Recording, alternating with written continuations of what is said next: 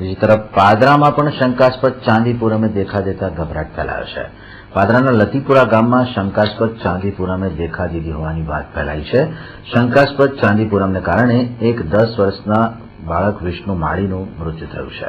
તેને પગલે ગ્રામ પંચાયત ખાતે બાળકની માતા સહિત ગ્રામજનોએ ભારે હોબાળો મચાવી દીધો। પારાવાર ગંદકીને કારણે બાળકનું મૃત્યુ થયું હોવાના આક્ષેપો કરવામાં આવ્યા।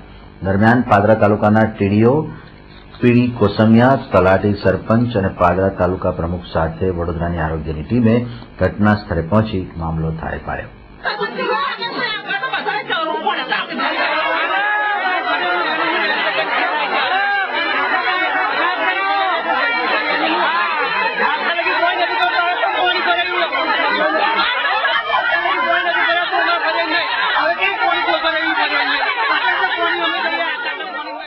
बालक बीमार थी, इन्हें पहला ठंडी चढ़ी थी।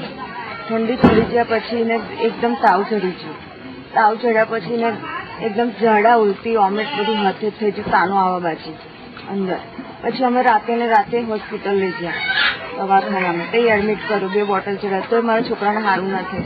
पछी અહીંથી બીજે દિવસ 4 વાગે અમે તે મોટા હોસ્પિટલમાં લઈ ગયા।